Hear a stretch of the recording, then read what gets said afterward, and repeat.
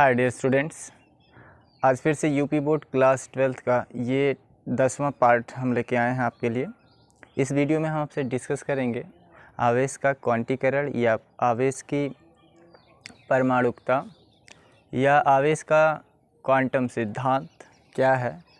उसके बाद हम बातचीत करेंगे आपसे फंडामेंटल चार्ज के बारे में, मूल आवेश क्या होता है। उसके बाद हम आपसे डिस्कस करेंगे वैद्युत आवेश और द्रव्यमान में क्या डिफरेंसेस होते हैं। उसके बाद कुछ न्यूमेरिकल आज की इस वीडियो में कवर किए जाएंगे। तो आइए आज का सेशन स्टार्ट करते हैं। तो सबसे पहले आज हम हेडिंग डालेंगे आवेश का क्वांटम प्रकृति। आवेश का क्वांटम प्रकृति या इसी को कहते हैं आवेश का क्वांटीकरण। आवेश का क्वांटीकरण या इसी को कहते हैं आवेश की परमाणुकता। आवेश की परमाणुकता या इसी को कहेंगे आवेश का क्वांटम सिद्धांत। आवेश का क्वांटम सिद्धांत। ये सारी चीज़ों का मतलब क्या है? एक ही है, quantum nature of charge. Quantum nature of charge, आवेश का क्वांटम प्रकृति क्या होता है, इसके बारे में आइए स्टार्ट करते हैं। तो सबसे पहले हम ये जानने की कोशिश करेंगे कि हेडिंग में लिखा है आवेश का क्वांटम प्रकृति या क्वांटीकरण या फिर आवेश की परमाणुकता या उसी को कह रहा है आवेश का क्वांटम सिद्धांत। इन चारों शब्दों का मतलब क्या है? एक ही मतलब है। तो आपको पता होगा कि किसी भी दो पिंड आपके पास है, कोई भी दो बटी आपके पास है, जब उन दो पिंडों को आपस में आप रगड़ते हैं, रब करते हैं आपस में, तो क्या चीज़ का ट्रांसफ़र होता है? इलेक्ट्रॉन का ट्रांसफ़र होता है। कौन सी चीज़ एक स्थान से दूसरे स्थान पर जाती है या एक बॉडी से निकल के दूसरे बॉडी में जाती है? तो वो जवाब आपका होगा इलेक्ट्रॉन। प्रोटॉन का ट्रांसफ़र नहीं होता है क्योंकि प्रोटॉन न्यूक्लियस में होता है, नाभिक में होता है और स्ट्रांगली बाउंडेड होता है। तो किसी भी वस्तु के धनावेशित अथवा ऋण आवेशित होने के लिए जिम्मेदार कौन होता है? तो जवाब होगा आपका इलेक्ट्रॉन। ऐसे समझिएगा विथ एग्जांपल, मान लीजिए ये कोई चार्ज पार्टिकल्स, कोई उदासीन गोला है और ये कोई सेकेंड पार्टिकल्स है, मान लीजिए कोई दूसरा गोला है। ये मान लीजिए यदि इस पे प्लस चार्जेज आते हैं और इस वाले गोले पे नेगेटिव चार्ज आते हैं। कल्पना करिएगा, हालांकि चार्ज गोले के अंदर हो नहीं सकते, किसी भी सुचालक पदार्थ के सरफेस पर ही चार्ज कलेक्ट होते हैं, उसके अंदर हो नहीं सकते, एक्सेस मात्रा में चार्ज अंदर नहीं हो सकते हैं। ठीक है, ये हमने पिछले वीडियोज़ में आपसे डिस्कस किया था। अब इस चीज़ को आप समझिएगा कि किसी भी पदार्थ पर यदि धनावेश है या फिर ऋण आवेश है तो इसके लिए जिम्मेदार कौन है? इलेक्ट्रॉन। किसी वस्तु के धनावेशित अथवा ऋण आवेशित होने के लिए कौन उत्तरदायी होता है? इलेक्ट्रॉन। यदि कोई वस्तु धनावेशित है तो उस पर इलेक्ट्रॉन की अधिकता होती है या कमी? कोई वस्तु यदि धनावेशित है और हम आपसे ये पूछें कि वस्तु धनावेशित है तो इसमें नंबर ऑफ इलेक्ट्रॉन एक्सेस मात्रा में है या फिर लैक मात्रा में है, यानी कि कमी है इलेक्ट्रॉन की या फिर इलेक्ट्रॉन की अधिकता है? तो आपका जवाब होगा सर इलेक्ट्रॉन की कमी है। वो कमी कितनी होगी? इस पे जो इलेक्ट्रॉन की कमी होगी वो कितना होगा? तो इस बॉडी पर यदि चार्ज का वैल्यू पूछा जाए तो वो आपके पास होगा प्लस Ne। कितना होगा? Plus Ne। जो इलेक्ट्रॉन की कमी होगी इस पर वो कितना होगा? Plus Ne। यदि ये जो आपका चालक आपको दिखाई दे रहा है, यदि ये निगेटिवली चार्ज्ड है यानी ऋण आवेशित है, तो इस पर पूछा जाएगा कितना इलेक्ट्रॉन एक्सेस है, अधिकता कितने इलेक्ट्रॉन की है। तो इस पे इलेक्ट्रॉन की अधिकता हो जाएगी Q = -Ne। ये प्लस Ne और -Ne का क्या मतलब है? n जो है आपका ये संख्या है, n क्या है? संख्या है। माइनस प्लस क्या इंडिकेट करेगा, माइनस ये बताएगा कि इलेक्ट्रॉन की उस पर कमी है, माइनस ये बताएगा कि इलेक्ट्रॉन की अधिकता है, और प्लस ये इंडिकेट करेगा कि इलेक्ट्रॉन की कमी है। क्योंकि जब दे देगा तो धनावेशित हो जाएगा ना, जो इलेक्ट्रॉन त्यागेगा अपने अंदर से, इमिट करेगा, वो पदार्थ धनावेशित हो जाता है, और जो एक्वायर करेगा, रिसीव करेगा, ग्रहण करेगा, वो क्या हो जाएगा, वो ऋणावेशित हो जाएगा। तो किसी भी पदार्थ पर जो इलेक्ट्रॉन की या आवेश की जो क्वांटिटी होगी, आवेश की जो मात्रा होगी, वो Q = प्लस माइनस NE ही होगी। Q = प्लस माइनस NE होगी। प्लस माइनस NE का मतलब यदि Q = पॉजिटिव NE इस्तेमाल करते हैं तो इस बात का ये मतलब है कि उस पर इलेक्ट्रॉन की कमी है। Q = माइनस NE इस्तेमाल करते हैं तो इस बात का मतलब उस पर इलेक्ट्रॉन की अधिकता है। हालांकि जब हम सवाल को लगाने जाएंगे, न्यूमेरिकल पर्पस से इसको सॉल्व करेंगे, तो वहाँ पे हमें केवल और केवल मैग्नीट्यूड से मतलब होगा। केवल और केवल हमें किससे मतलब होगा, उसके संख्यात्मक मान से मतलब होगा, परिमाण से मतलब होगा। हाँ, प्रकृति के बारे में यदि वो हमसे पूछेगा तो हम क्वेश्चन में दिए गए क्वेश्चन को गहराई से पढ़ के उसका नेचर भी बता सकते हैं कि वो धनावेशित है अथवा ऋणावेशित। तो क्वेश्चन के दौरान हम प्लस Q = केवल NE का इस्तेमाल करेंगे, न कि प्लस NE या माइनस NE का। ठीक है, अब इसको डिफ़ाइन कैसे करोगे, क्या है ये आवेश का क्वांटीकरण या आवेश का क्वांटम प्रकृति या फिर आवेश की परमाणुकता, ये क्या है, इसका मतलब क्या है। तो इसको आइए इसकी डिफिनीसन लिखते हैं और इसे हम समझाने की कोशिश आपको करते हैं। ठीक है, समझिए, ये फार्मूला होगा जिसको हम इस्तेमाल करेंगे। यहाँ पे सिंबल में क्या क्या है वो मैं लिख देता। n क्या है, n है इलेक्ट्रॉनों की संख्या, n क्या है, नंबर ऑफ़ इलेक्ट्रॉन यानी इलेक्ट्रॉनों की संख्या, इलेक्ट्रॉन्स की संख्या है। और E क्या है, E क्या है, n हमने बता दिया इलेक्ट्रॉन की संख्या है। और E क्या चीज़ है इसमें, एक इलेक्ट्रॉन पर आवेश, एक इलेक्ट्रॉन पर आवेश। ये आपको पता होगा एक इलेक्ट्रॉन पर कितना आवेश होता है, 1.6 × 10⁻⁻19 कूलाम का क्या होता है, एक इलेक्ट्रॉन पे आवेश होता है। और Q क्या है, आवेश, Q क्या है, पदार्थ पर आवेश की मात्रा होगी।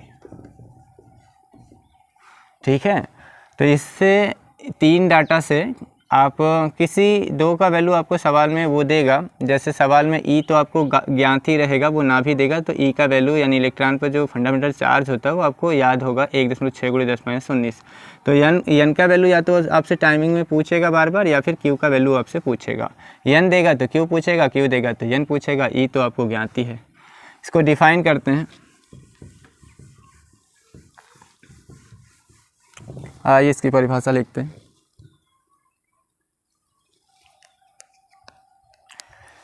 लिखिए परिभाषा इसकी, किसी वस्तु अथवा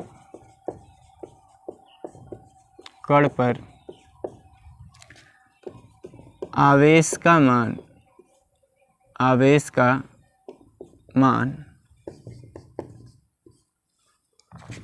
स्मॉल e का पूर्ण गुणज होता है, स्मॉल e का पूर्ण गुणज होता है, स्मॉल e का पूर्ण गुणज होता है। कहेंगे क्या मतलब, ये क्या लिखा दिए, किसी वस्तु अथवा कण पर आवेश का जो मान है वो E का पूर्ण गुणज होगा। कुछ समझ में नहीं पल्ले पड़ रहा है।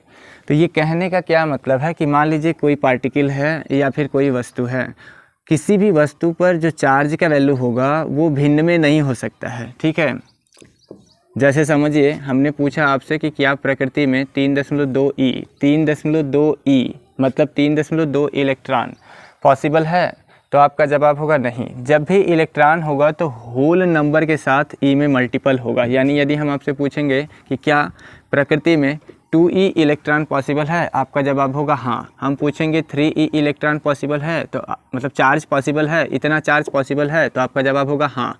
हम आपसे पूछेंगे कि क्या 3/2 किसी भी वस्तु पर 3/2 ई मतलब 3/2 इलेक्ट्रॉन इतना आवेश पॉसिबल है, 3/2 ई चार्ज पॉसिबल है प्रकृति में, तो यहाँ देख रहे हैं ये भी भिन्न में आ रहा है। तो किसी भी वस्तु पर जो आवेश की जो प्रकृति होगी, आवेश का जो मान होगा, उसमें जो n आपका होगा वो e का होल मल्टीपल होना चाहिए। वो डेसिमल में नहीं होना चाहिए, वो फ्रैक्शन में नहीं होना चाहिए। यदि इस तरह से दे के आपसे पूछे कि क्या ये आवेश प्रकृति में संभव है, तो जवाब होगा कि ई से छोटा चार्ज तो पॉसिबल ही नहीं है। तो भिन्न आवेश क्योंकि इस ई को छोटा और छोटा किया ही नहीं जा सकता। जो इलेक्ट्रॉन पे आवेश है 1.6 × 10⁻19 उससे छोटा आवेश पॉसिबल ही नहीं है। यदि आपसे पूछे E/2 चार्ज पॉसिबल है, E/2 का मतलब इलेक्ट्रॉन को और आपने छोटा कर दिया, और प्रकृति में इससे छोटे चार्ज पॉसिबल ही नहीं है। तो यदि फ्रैक्शन में कभी मिलता है आपको, कभी भी फ्रैक्शन में आपको मिलता है आवेश का वैल्यू लाइक E/2, 3E/2 है ना, या फिर 3.5E, इस तरह से यदि मिलता है और आपसे वो पूछता है कि ये पॉसिबल है नेचर में, तो आपका जवाब होगा नहीं। क्यों? आप रीज़न क्या देंगे कि जब भी जो ई का वैल्यू होगा या जो चार्ज का वैल्यू होगा, जो आवेश का मान होगा, वो होल मल्टीपल होना चाहिए ई का, यानी वहाँ पे डेसिमल में वैल्यूज़ नहीं आनी चाहिए। यदि डेसिमल में आ रहा है या फिर फ्रैक्शन में आ रहा है, यानी दशमलव में है या भिन्न में है, तो वो पॉसिबल नहीं होगा। क्यों पॉसिबल नहीं होगा? क्योंकि प्रकृति में मूल आवेश जो है ई, उससे छोटा आवेश संभव है या नहीं है। ठीक है, तो आप रीज़न एक दिन लिख लीजिएगा, ऐसा क्यों है, ये इसकी परिभाषा है। नोट करके एक बात लिखिएगा कि ई का मान भिन्न अथवा दशमलव में नहीं हो सकता है, अब इसका यदि रीज़न पूछा जाए ऐसा क्यों, तो इसका जवाब है कि प्रकृति में इलेक्ट्रॉन पर जो आवेश है उससे छोटे आवेश संभव ही नहीं है, क्योंकि उसे और छोटा तोड़ के नहीं किया जा सकता है। इसी वजह से ई का मान तो उससे भिन्न में पॉसिबल होगा ना दशमलव में। हाँ, ई का जो भी मान होगा वो किसी भी वस्तु पर आवेश का जो मान होगा वो ई का पूर्ण गुणज हो सकता है। पूर्ण गुणज का मतलब जैसे 1E, 2E, -1E, -5E, ये वाले सब चलेंगे, लेकिन फ्रैक्शन वाले और डेसिमल वाले पॉसिबल नहीं होंगे। ठीक है, तो यदि हम आपसे पूछे कि बताइए 3E + 3 इलेक्ट्रॉन, 3E, इस तरह से मैंने क्यू लिखा है, क्यू का वैल्यू ये पॉसिबल होगा, तो आपका जवाब है हाँ सही है, होगा। हम पूछेंगे कि 3/2E, क्या ये प्रकृति में पॉसिबल है? जवाब होगा नहीं। हम पूछेंगे क्यों, तो आपका जवाब होगा 3/2E का मतलब ई का जो वैल्यू आ रहा है वो डेसिमल में आ रहा है। ई का जो वैल्यू आ रहा है ये 3E/2, ई को आपने आधा कर दिया है, और ई से छोटा चार्ज तो पॉसिबल है नहीं प्रकृति में। इलेक्ट्रॉन पर जो फंडामेंटल चार्ज है उससे छोटा चार्ज प्रकृति में पॉसिबल ही नहीं है, तो ये वाला पॉसिबल नहीं है, ये वाला पॉसिबल होगा। समझ पा रहे हैं? तो ये था आवेश का क्वांटम प्रकृति। इसी के बाद इसमें एक छोटा सा टर्म आता है मूल आवेश, जिसे फंडामेंटल चार्ज कहते हैं। मूल आवेश क्या होता है उसे भी समझ लीजिए। आइए हेडिंग लिखते हैं मूल आवेश। मूल आवेश लिखिए हेडिंग, मूल आवेश, फंडामेंटल चार्ज, फंडामेंटल चार्ज, मूल आवेश। ये मूल आवेश क्या होता है, किसे कहते हैं मूल आवेश, कैसे इसको डिफाइन करेंगे, कैसे समझेंगे, इसके बारे में डिस्कस करते हैं। मूल आवेश क्या है? मूल आवेश का मतलब है किसी वस्तु पर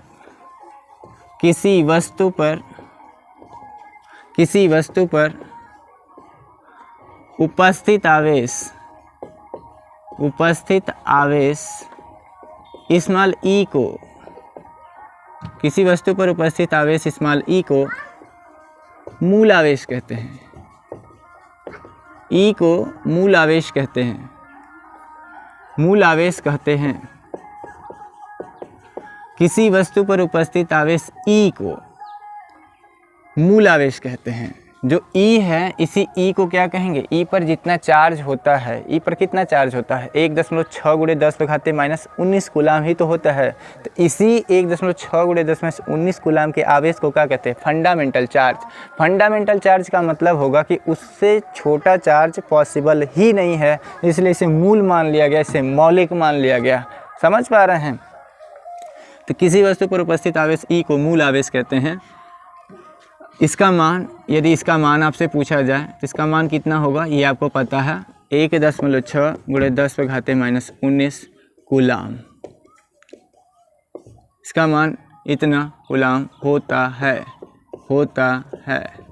ठीक है, ये प्लस में होता कि माइनस में, तो जवाब होगा ये माइनस में होता है। किस में होता है? ये माइनस में होता है। आवेश पर जो चार्ज ई है इसे आवेश का क्वांटम कहते हैं। इसी को आवेश का क्या कहते हैं? क्वांटा। ई को क्या कहते हैं? नोट कर लीजिएगा, नोट कर लीजिएगा। स्मॉल ई को आवेश का क्वांटा कहते हैं, क्वांटा कहते हैं। क्वांटा का मतलब है जैसे द्रव्यमान का कोई भी क्वांटम नहीं खोजा गया है, द्रव्यमान का कोई छोटा पार्टिकल अभी तक नहीं मिला है। संवेग जो है, जो कोणीय संवेग होता है उसका भी क्वांटम हमारे पास है h/2π। तो हर चीज़ के छोटे छोटे पार्टिकल्स खोजे जा चुके हैं। जैसे आवेश का यदि छोटा से छोटा पूछा जाए कि आवेश का क्वांटम का होता है, तो जो ई है उसी को आवेश का क्वांटा या क्वांटम कहते हैं। यदि आपसे कोणीय संवेग का पूछा जाएगा तो आप क्या बताएंगे? h/2π। कोणीय संवेग का जो क्वांटम होता है वो क्या होता है? h/2π। ये कोणीय संवेग का क्वांटम होता है, ठीक है। लेकिन द्रव्यमान का क्वांटम अभी तक नहीं खोजा जा चुका है। इसके बाद हम आपसे बातचीत करेंगे मूल आवेश के बाद कि चार्ज और मास में क्या डिफरेंस होता है, द्रव्यमान और आवेश में क्या अंतर है। आइए अगली हेडिंग लिखते हैं, द्रव्यमान और आवेश में अंतर।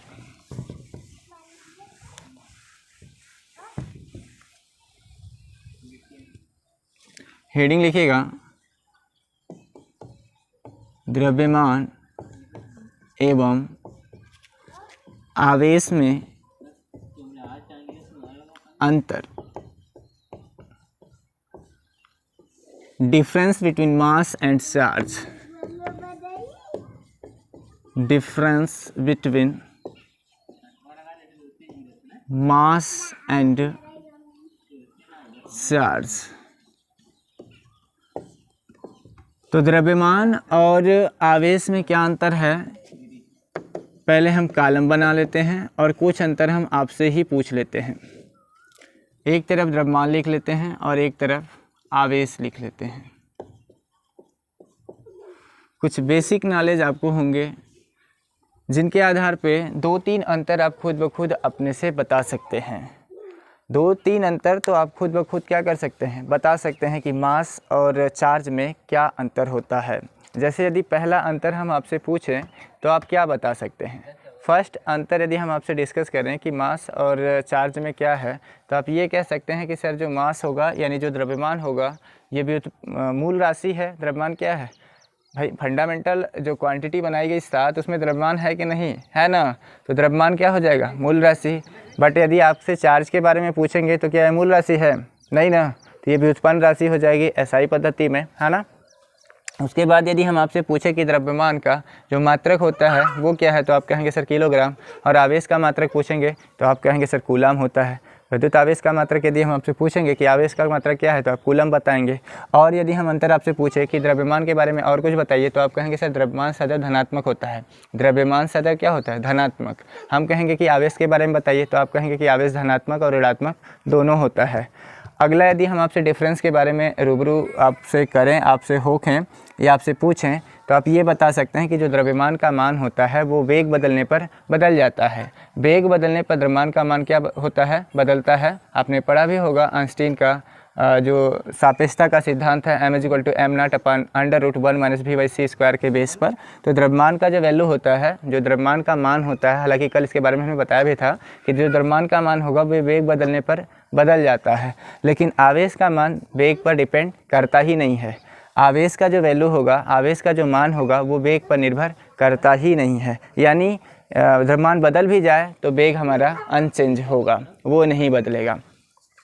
और यदि हम आपसे बात करें तो जो द्रव्यमान होता है ये संरक्षित नहीं होता है, क्योंकि आइंस्टीन के नियमानुसार हम द्रव्यमान को ऊर्जा में और ऊर्जा को द्रव्यमान में बदल सकते हैं। लेकिन आवेश संरक्षण के हिसाब से देखें तो ये एक यूनिवर्सल लॉ है। जो आवेश संरक्षण का सिद्धांत है ये क्या है? आवेश हमेशा क्या होता है? संरक्षित होता है। इसे हम न तो उत्पन्न कर सकते हैं न ही नष्ट कर सकते हैं। तो आवेश सदैव क्या है? संरक्षित है।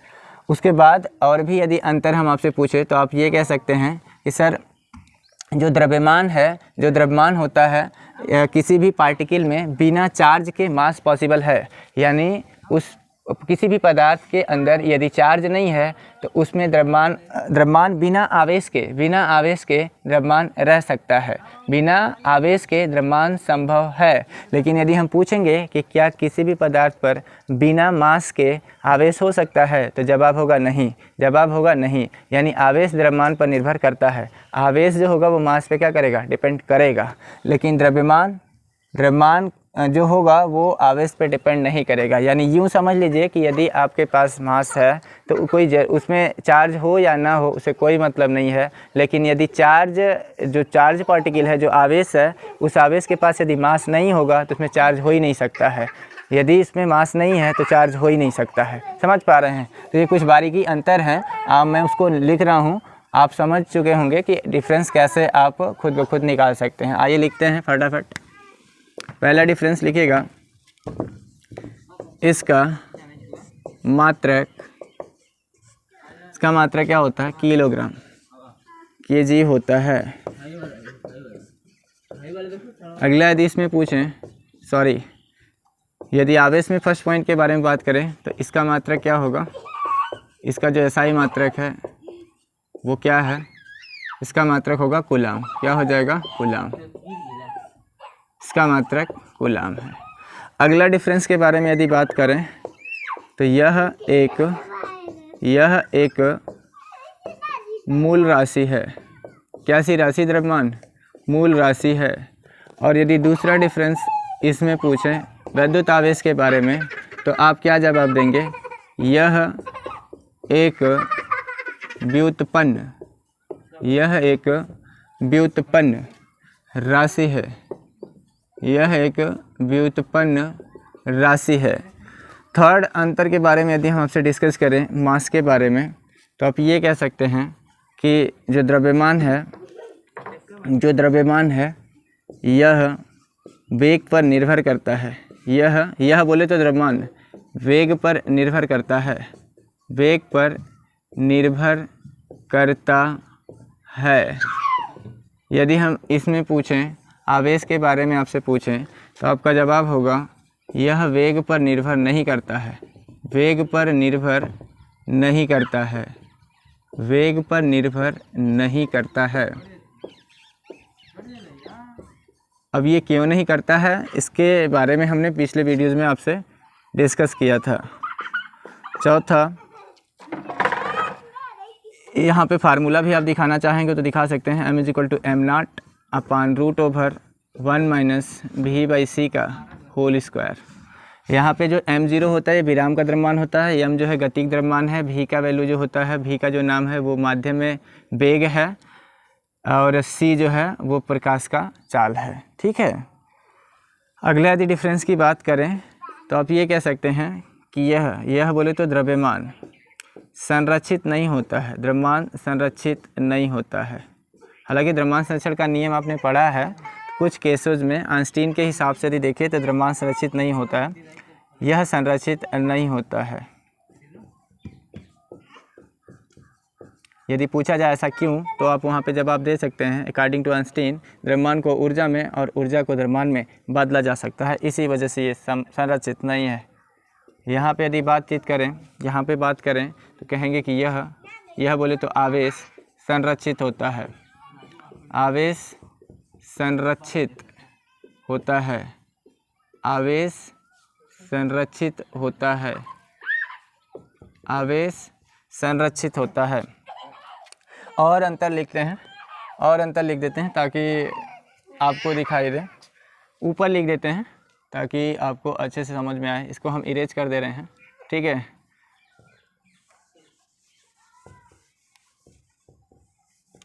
चीज़ों को गहराई से पढ़िया करिए आप लोग, है ना।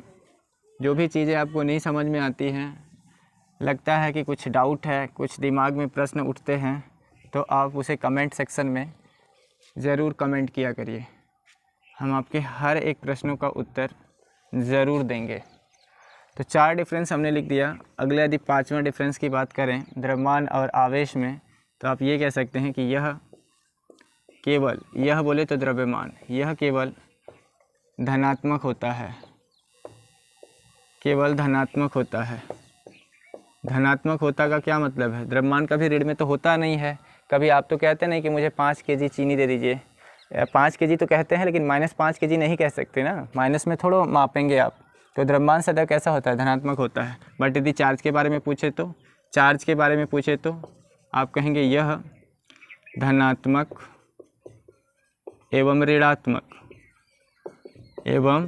ऋणात्मक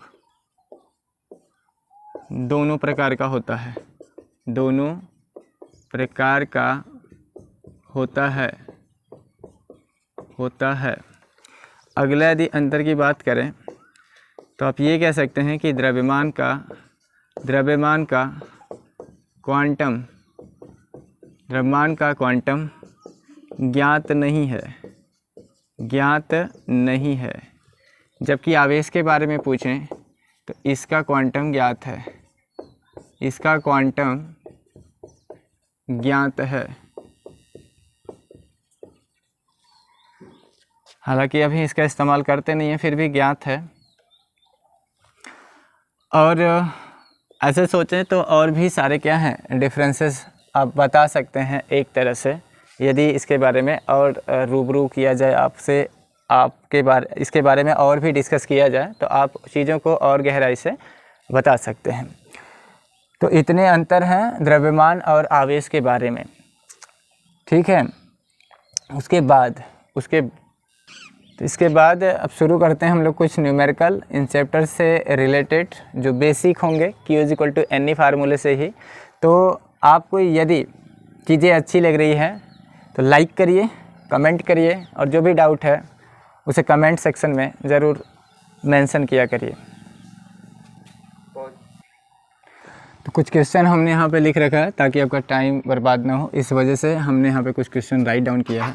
इन क्वेश्चंस को हम सॉल्व करते हैं, और कोशिश आप करिए कि हमारे सॉल्व करने से पहले आप वीडियोस को रोकिए और खुद से ट्राई करने की कोशिश करिए। यदि तो कुछ क्वेश्चन हमने यहाँ पे लिख रखा है ताकि आपका टाइम बर्बाद ना हो, इस वजह से हमने यहाँ पे कुछ क्वेश्चन राइट डाउन किया है। इन क्वेश्चंस को हम सॉल्व करते हैं, और कोशिश आप करिए कि हमारे सॉल्व करने से पहले आप वीडियोस को रोकिए और खुद से ट्राई करने की कोशिश करिए। यदि आपको जब नहीं इस सवाल आपसे सॉल्व नहीं हो पाएगी तब आप हमारे सॉल्यूशन को देखिए, ठीक है। आइए हल करते हैं। पहले सवाल पढ़ने के बाद तो खुद से ट्राई किया करिए। आइए देखते हैं। तो सवालों को पढ़ने के बाद पहले आप डाटा कलेक्ट करिए कि आपको सवाल में दिया है, क्या दिया है और क्या ज्ञात करना है। कह रहा है किसी चालक पर 500 इलेक्ट्रॉनों की अधिकता है। कितने इलेक्ट्रॉनों की अधिकता है? 500। ये 500 क्या दिया? इलेक्ट्रॉनों की संख्या दे रखा है। इलेक्ट्रॉनों की संख्या को किससे दिखाते हैं? n से। वो कितना दे रखा है? 500 दे रखा है। और एक चीज़ दे रखा कि ये जो इलेक्ट्रॉन्स हैं उसकी अधिकता है। यदि किसी भी पदार्थ पर यदि इलेक्ट्रॉन की अधिकता है तो इसका मतलब आप हमें अभी बता दीजिए कि उस पर धन आवेशित होगा कि ऋण आवेश होगा। इलेक्ट्रॉन ज़्यादा है इस पदार्थ में तो वो धन आवेशित है कि ऋण आवेशित। तो भाई एक्सेस में है तो इसका मतलब इसने इलेक्ट्रॉन कहीं से क्या किया है? लिया है। तो इसमें इलेक्ट्रॉनों की अधिकता है कि कमी होगी? तो जवाब है वो कह रहा है अधिकता है। तो प्रकृति इसका धनात्मक होगा कि ऋणात्मक? तो आप प्रकृति तो ऐसे ही बता सकते हैं, ऋण आवेशित होगा। क्या होगा? ऋण आवेशित। तो उसको कह रहा है कि चालक पर आवेश का मान एवं प्रकृति बताइए। तो प्रकृति तो आप पहले ही बता दिए कि वो ऋण आवेशित होगा, बट उसका वैल्यू पूछ रहा है। कह रहा है आवेश का मान बताइए। तो Q का आपसे मान पूछ रहा है, Q का मान पूछ रहा है। E का मान आपको पता है 1.6 × 10⁻⁻19 कूलम, क्योंकि आपको Q निकालने के लिए आपको Q = NE वाला सूत्र इस्तेमाल करना पड़ेगा। अब कैलकुलेशन पर्पस से आप ये ना कहेंगे सर Q = +NE लगाएं या Q = -NE लगाएं, क्योंकि हमें केवल गणना करना है, Q का वैल्यू बताना है, ओनली परिमाण बताने हैं, ठीक है। तो उसके लिए हमारे पास सूत्र है Q = NE। Q = NE आप यहाँ पे रखिए। n का वैल्यू आपको सवाल में दे रखा है 500 है, और एक इलेक्ट्रॉन पे जो चार्ज होता है वो आपको पता है 1.6 × 10⁻⁻19 कूलम।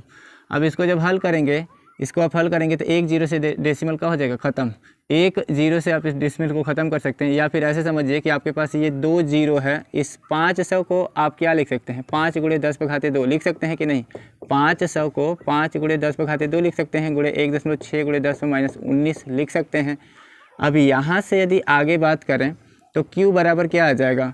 ये 16 का 5 में गुणा करेंगे तो 16 5 80 हो जाएगा। 80 का मतलब कितना 8, भाई 80 आएगा तो दशमलव भी तो लगाएंगे एक स्थान पे 8.0 और 8.0 का क्या मतलब है केवल 8 होगा। तो 8 गुणे, अब यहाँ देखो गुणा है, यहाँ 10/2 और 10⁻19। गुणा में यदि आधार समान हो तो घातों को यदि प्लस प्लस है तो जोड़ देते हैं और प्लस माइनस हो तो घटा देते हैं। तो यदि 10 10 दोनों का आधार समान है तो एक प्लस एक माइनस है तो क्या करेंगे घटा देंगे। -19 में से +2 को जोड़ेंगे नहीं जुटेगा, घट जाएगा तो कितना आएगा -17। ये जो आएगा ये उस पदार्थ पर या जो चालक होगा उस पर इतना क्या होगा, इतना कूलम आवेश होगा, इतना कूलम आवेश होगा। फिजिक्स में यूनिट नहीं भूलेंगे, यूनिट बेहद ज़रूरी होगा।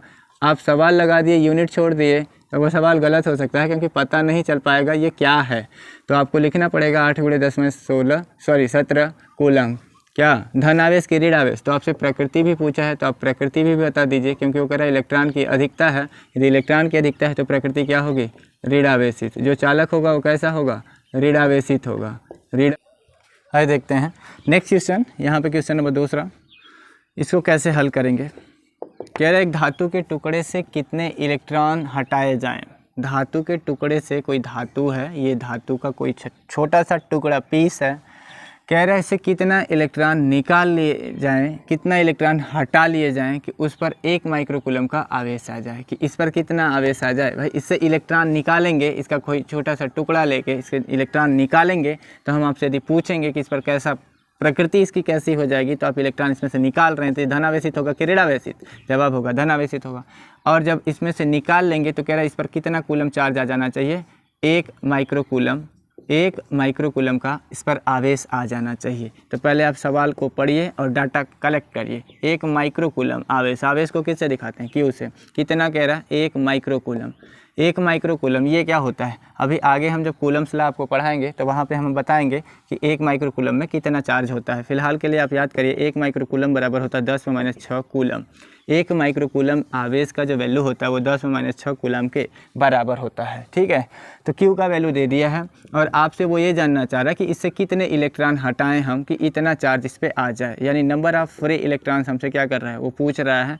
और ई का वैल्यू वो ना भी दिया तो हमें याद है 1.6 × 10⁻19 कूलम। ठीक है, अब यहाँ से आप चाहो तो आसानी से बता सकते कि नहीं, नंबर ऑफ इलेक्ट्रॉन आप बता सकते हो। कौन सा सूत्र लगाएंगे, Q बराबर NE। Q बराबर NE, Q कितना दे रखा है 1 × 10⁻6। N का मान आपसे वो फाइंड आउट करने को कह रहा है और E का वैल्यू आपको याद है 1.6 × 10⁻19 कूलम। अब n का वैल्यू निकालने के लिए n को राइट हैंड साइड में ही रोकेंगे और इसका 1 का गुणा करेंगे 10⁻6 में तो उतना ही रहेगा, 10⁻6 ही रहेगा। ये गुणा में ही इधर रहेगा तो भाग में हो जाएगा 1.6 × 10⁻19। अब 10⁻19 को ऊपर लेके जाएंगे तो 10⁻19 ऊपर जाके 10⁻+19 हो जाएगा और 19 में से 6 घट जाएगा तो ऊपर आपके पास आ जाएगा कितना आ जाएगा, 6 में से 9 में से 6 जाएगा, 3 आ जाएगा, ये 13 हो जाएगा। 10⁻13 और नीचे हो जाएगा 1.6। अब इसमें से 10⁻13 जो 13 है इसे यदि आप समझें तो आसानी से इसमें से 100 हम बाहर ले सकते हैं, यानी ऐसे कर लीजिए इसको 10⁻2 × 10⁻11 लिख सकते हैं। 10⁻2 मतलब 100 × 10⁻11 कह सकते हैं। अपान कितना 1.6। 1.6 को हम 16 यदि बना लें और यहाँ पे 10 से ऊपर नीचे गुणा कर दें, भाई यहाँ 10 से गुणा, यहाँ भी 10 से गुणा, तो 10 से जो गुणा करेंगे उसको हम 12 कह दे रहे हैं। 11 है तो एक जो 0 जाएगा वो इसमें जुड़ जाएगा तो कितना हो जाएगा 11 और 1 12। अब 16 से इसको कटा दीजिए, 16 से इसको कटा दीजिए, 16 5 80 होता है, 16 छक्का 96, 16 छक्का 96, दशमलव लगाएंगे 4 बचेगा, 40 हो जाएगा, 16 दूना के 32 होगा, 8 आएगा, 16 5 80, 6.25 × 10⁻11 कितना 12, 6.25 × 10⁻11 कितना 12 इलेक्ट्रॉन। तो इसका कोई मात्रक नहीं होगा क्योंकि यह संख्या है। तो उस धातु के टुकड़े से कितने इलेक्ट्रॉन निकालेंगे हम, 6.25 × 10⁻12 इलेक्ट्रॉन निकालेंगे।